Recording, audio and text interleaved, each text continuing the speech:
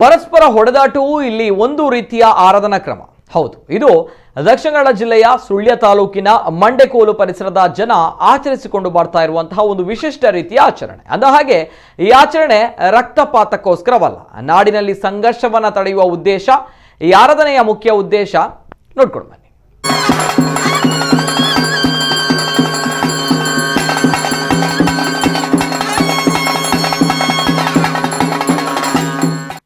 ಒಬ್ಬರಿಗೊಬ್ಬರು ಹೊಡೆದಾಟದಲ್ಲಿ ತೊಡಗಿಕೊಂಡಿರುವುದನ್ನ ನೋಡಿದಾಗ ಇವರ ಮಧ್ಯ ತೀವ್ರ ವೈಷಮ್ಯವಿದೆ ಎಂದು ಅಡ್ಡಣಪೆಟ್ಟು ಎನ್ನುವ ವಿಶಿಷ್ಟ ಆಚರಣೆಯನ್ನ ಮೊದಲ ಬಾರಿ ನೋಡುವವರು ತಿಳಿಬಹುದು. ಆದರೆ ಈ ಆಚರಣೆ ವೈಷಮ್ಯವನ್ನ ಮೀರಿ ಶಾಂತಿ ನೆಲೆಸುವ ಉದ್ದೇಶದಿಂದ ಮಾಡುವಂತಹ ಒಂದು ರೀತಿಯ ವಿಶಿಷ್ಟ ಹೊಡೆದಾಟ. ಹೌದು, ಇದು ತುಳುನಾಡಿನ ಭೂತಾರಾಧನೆಯಲ್ಲಿ ಬರುವ ಒಂದು ವಿಶಿಷ್ಟ ಆಚರಣೆ. ದಕ್ಷಿಣ ಕನ್ನಡ ಜಿಲ್ಲೆಯ ಸುಳ್ಯ ತಾಲೂಕಿನ ಮಂಡೆಕೋಲು ಮಹಾವಿಷ್ಣುಮೂರ್ತಿ ದೇವಸ್ಥಾನದಲ್ಲಿ ನಡೆಯುವ ಉಳ್ಳಾಕುಲು ದೈವದ ನೇಮೋತ್ಸವದಲ್ಲಿ ಕಂಡುಬರುವ ಒಂದು ರೋಮಾಂಚಕ ದೃಶ್ಯ.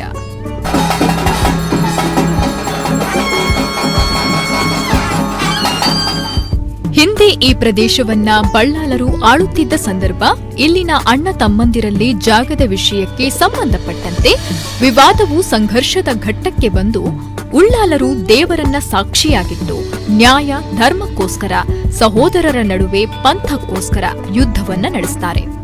ಯುದ್ಧವು ಎಲ್ಲೆ ಮೀರಿ ರಕ್ತಪಾತವಾಗುವ ಸಂದರ್ಭ ಬಂದಾಗ ಸ್ವತಃ ದೈವವೇ ಬಂದು ಸಹೋದರರ ನಡುವಿನ ಯುದ್ಧವನ್ನ ತಡೆಯುತ್ತೆ.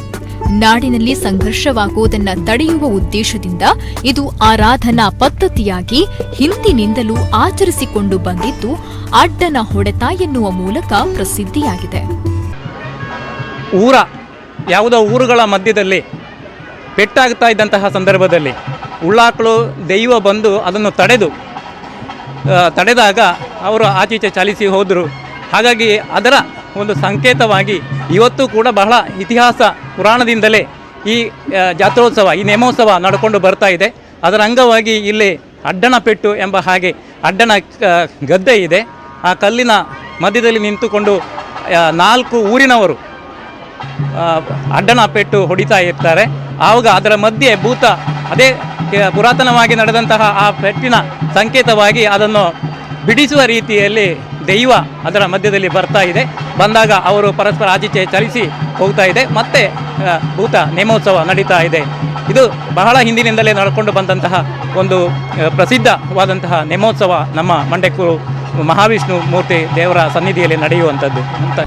ಅಡ್ಡನ ಹೊಡೆತದಲ್ಲಿ ಇಲ್ಲಿನ 4 ಊರುಗಳನ್ನ ಪ್ರತಿನಿಧಿಸುವ 4 ಮಂದಿ ಪರಸ್ಪರ ಹೊಡೆದಾಡಿಕೊಳ್ಳುವುದು ಇದರ ಸಂಪ್ರದಾಯ.